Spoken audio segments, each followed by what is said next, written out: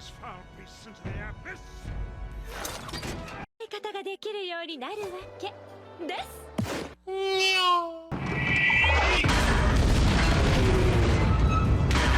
Hello boys and girls, I'm RuudDevil, and today we have something a little different. This is a 4v4, but it's not really going to be a cast. It's more of just a fun overview.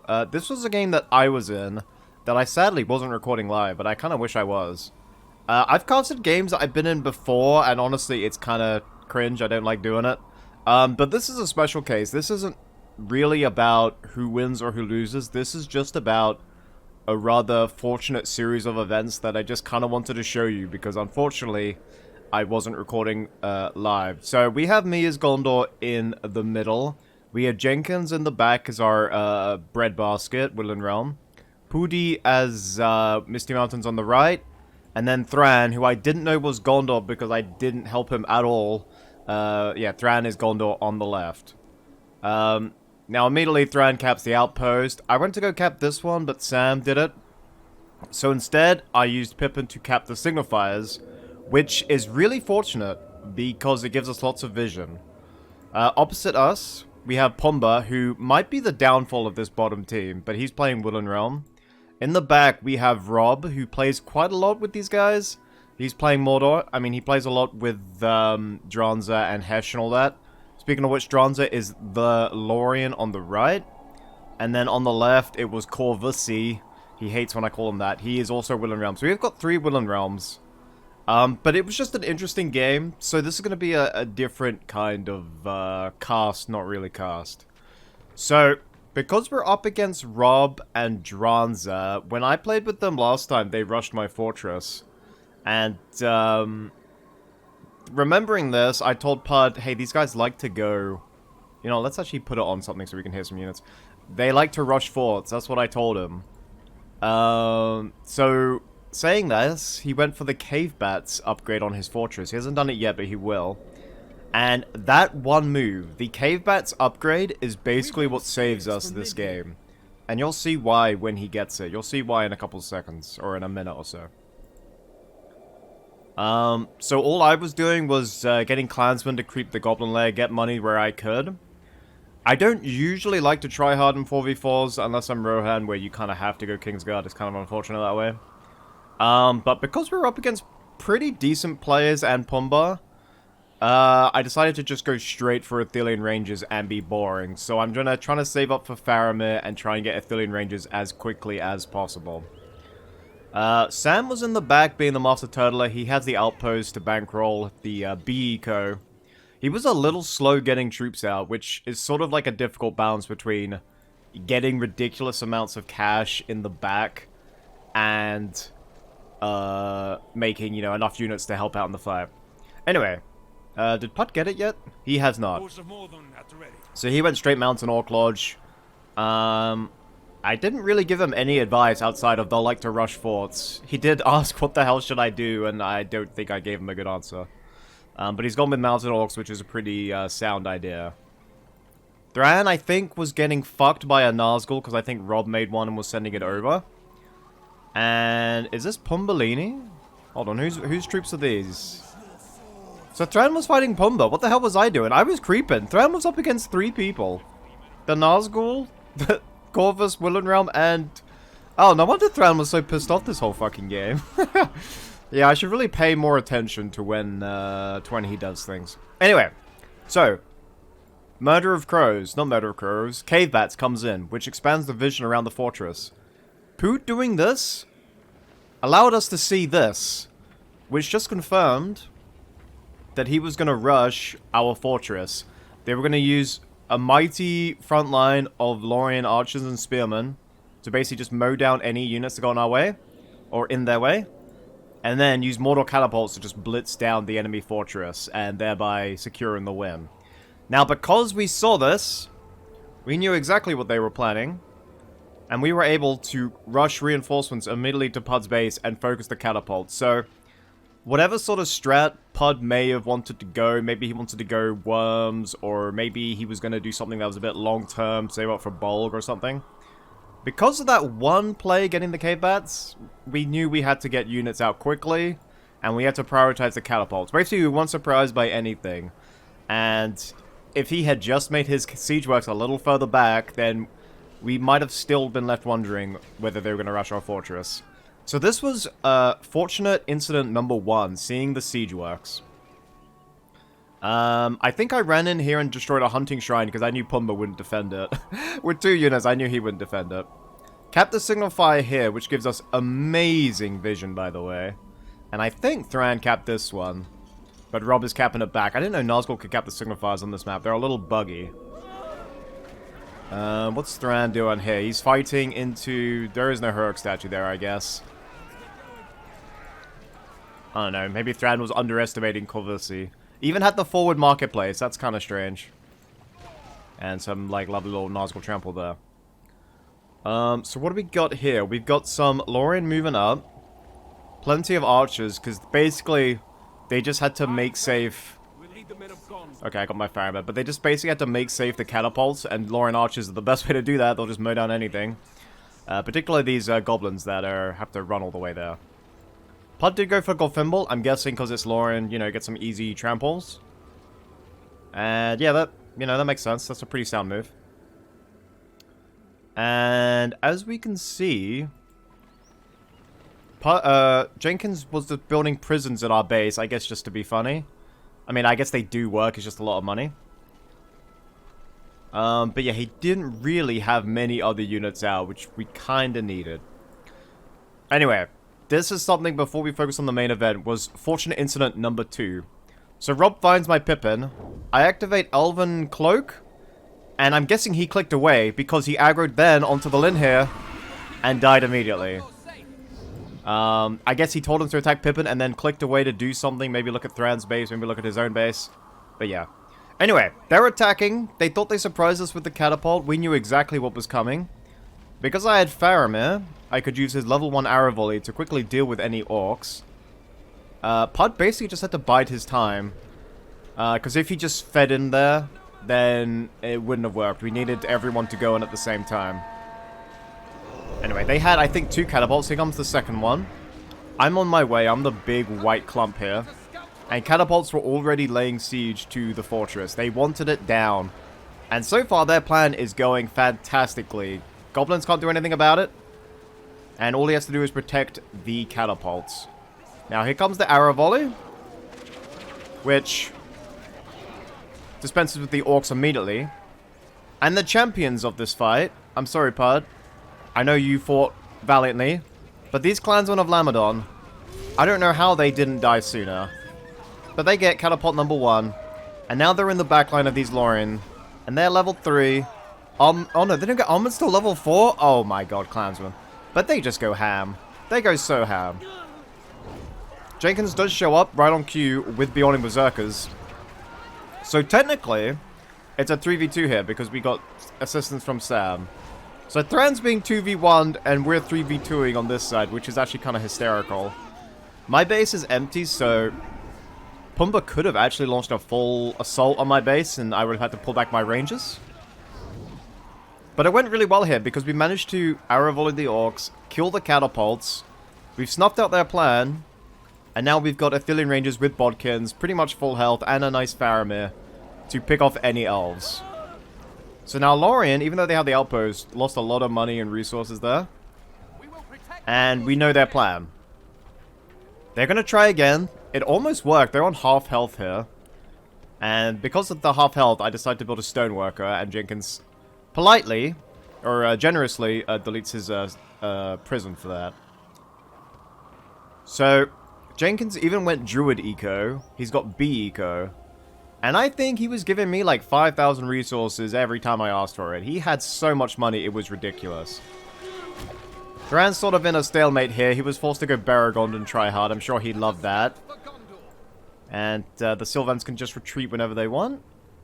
But yeah, it was kind of fortunate. I had 1 archer and 1 tower defending my base. And I was terrified of this army, to be honest. I mean, I only had a couple of Thillians, and they just kept coming. So, if Pumbaa kept attacking me, or decided to attack me rather than just chill here, it could have been pretty bad. Anyway, attack number 2 from the catapults.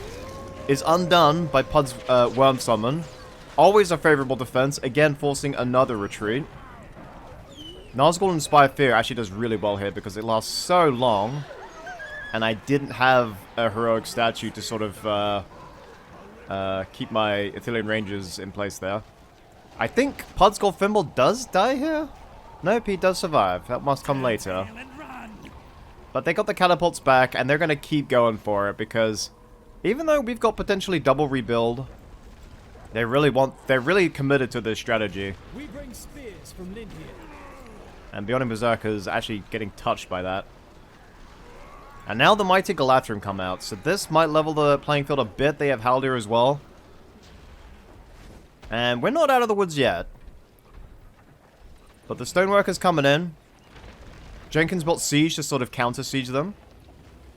But again, it's just amazing that all of this came from the fact that we had Cave Bats, and we were able to confirm, yeah, they're going catapults, we need to send everything, we need to prioritize them.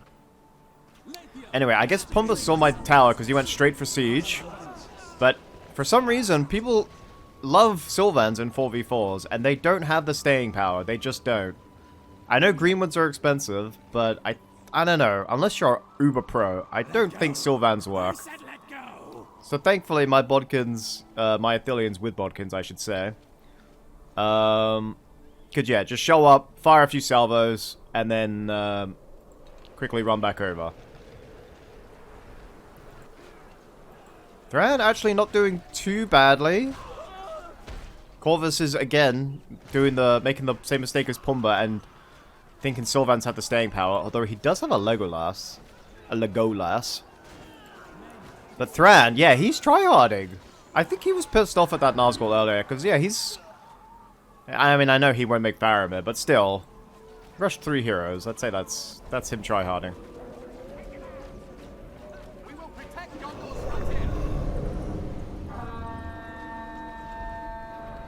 Now, is the Nazgul going to get taken out by a Cave Bat? I think there was potential there. Fellwind is meted with stun. But again, it's 3v2 kind of, or maybe 2.5, because Jenkins doesn't have that many troops. But proving enough distraction for my Ithiliens to just show up whenever they want and mow down these Galathrim. And there's Captain of Ithilien coming in.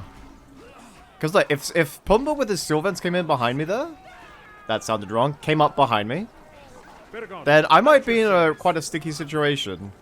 But thankfully, he just kept trying to double team a Thranny boy. Now, the next fortunate incident, I made Denethor, by the way, because the cancelling leadership from across the map is just amazing in 4v4s. It's so good. But yeah, the next fortunate incident is that I got tier 2 at the exact same time Thranikith did. We just mowed down most of Haldir's army, and as a joke, I summoned my Trebuchet to show off the hilarious range of it.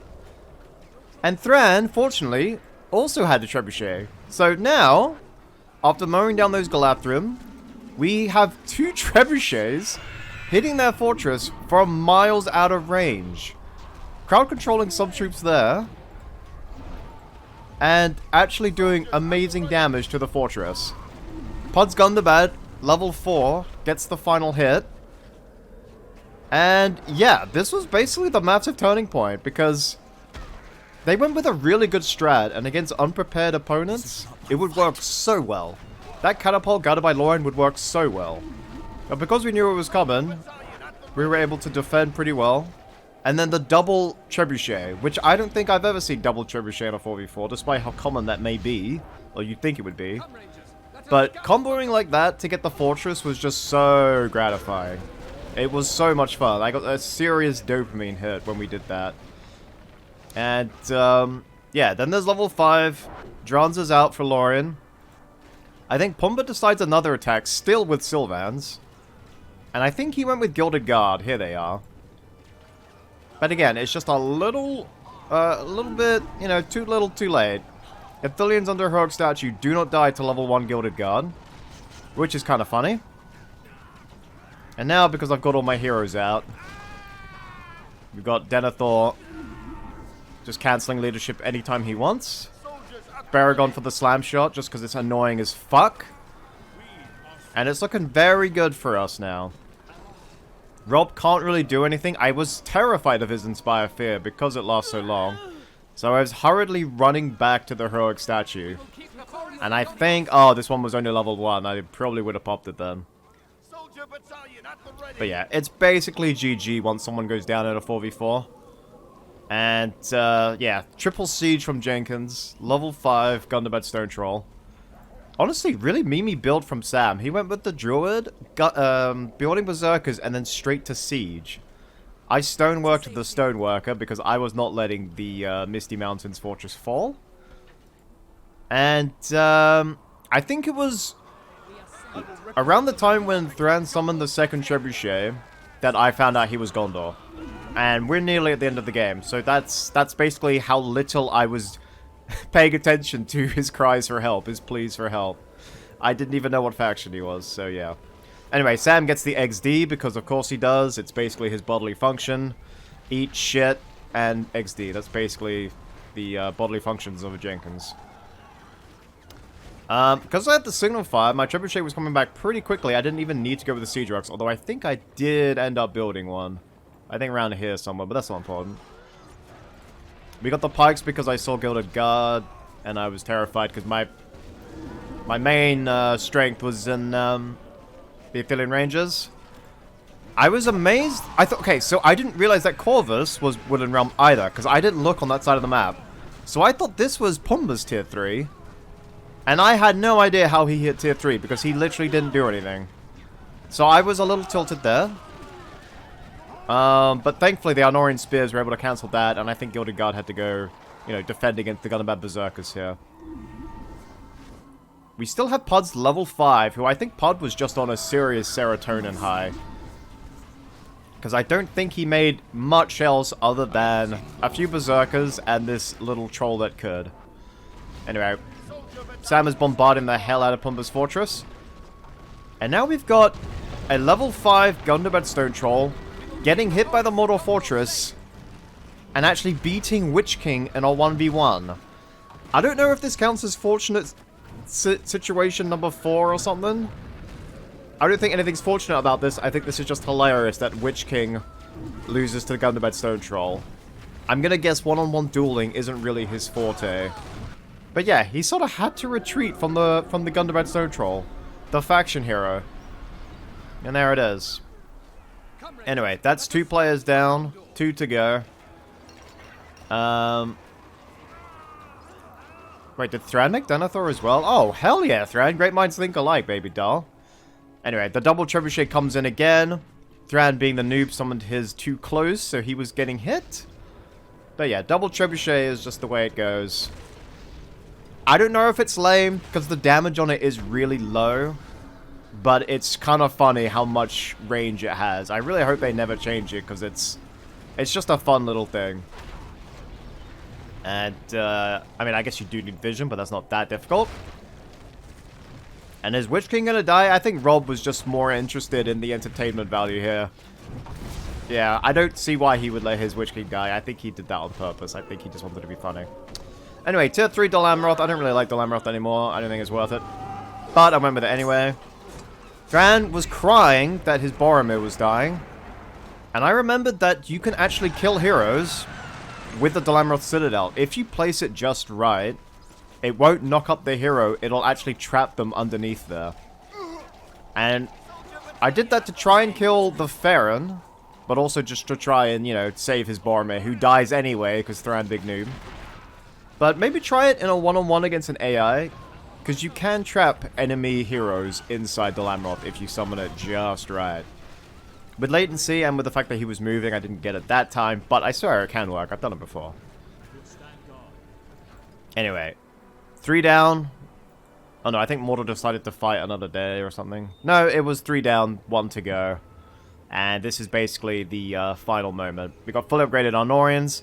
I wasn't looking at this battle. I basically did attack order, and then I stopped looking. I think I did for Gondor here? Anyway, that was a point where I clicked away from this fight. I don't know what I was looking at. I am Imrahil, son of Adrahil. Because two instances happened. Imrahil dies because I wasn't looking. And because I wasn't looking, Thranduil literally had free reign over my Athelians who weren't focusing him at all. So yeah, Thranduil was just killing upgraded Athelians. Oh yeah, he fucking died like an idiot. I swear I clicked dismount on him, but there it is. But yeah, look how many Athelian Rangers Corvus kills. It kinda annoyed me, not gonna lie, once I clicked back. And once I realized I focused everything on him. But yeah, he got a lot of a lot of easy kills there from the Athelian Rangers. I don't know what I was looking at, but it definitely wasn't that fight. But yeah, this was just it was just so extraordinary that we managed to turn the tables from their catapult rush into double trebuchet, because I thought that was just hilarious, and I don't think I've seen double trebuchet in a 4v4 before. So yeah, I hope people actually make use of its range, because it is so extraordinary. And yeah, use it to win more of your team games, boys. There's the Fagonda that comes out at the end. So yeah, I don't know, a different kind of cast, but I hope you guys still enjoyed it anyway. And this was basically the end of the game. He had one building left. And yeah, so anyway, I hope you guys all enjoyed.